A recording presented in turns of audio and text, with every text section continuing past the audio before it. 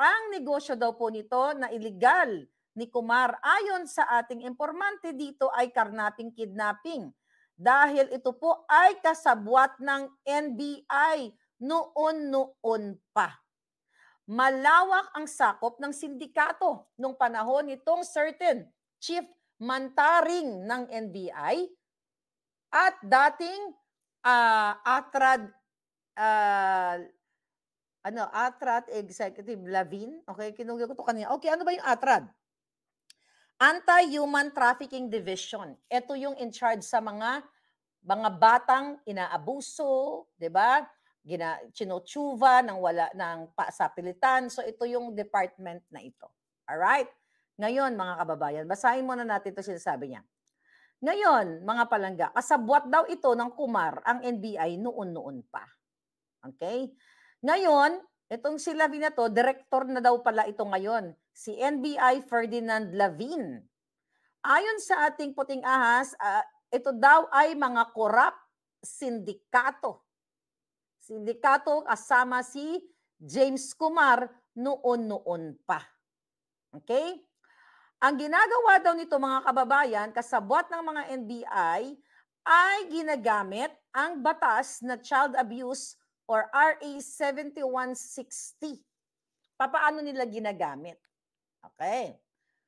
Ngayon, paano nila ginagamit? Ang mga kasabwat ni Kumar, okay, at ng mga NBI, mga tiwali, meron silang kasabwat din na bugaw. Pimp. Okay? Itong jugaw na ito, okay? This story is not recent. Okay? Kasi sabi ko umpisa natin. Itong storya na ito panahon ni Erap Estrada. So meron silang certain charis. I think GMA talent. I don't know kung sino si Charis. Hindi naman siguro si Charis Pimpenko, no? Certain charis during that time panahon ni Erap na high profile na FHM model, okay? Na nagre-recruit, okay? Sa mga batang artista o mga artista or regular na bata na hindi artista, mga 17, 18, 19, para ijugaw niya sa mga mayayamang negosyante. Mayayaman. So ang laro daw nito, may certain Kumar na campaign donor o mekos-mekos na campaign donor ni Marcos Jr. at mga kasabwat ng kongresista at senado, itong certain charis, mangulan na kasi hindi ako nakasunod ng mga artista since dumating ako sa Amerika, no?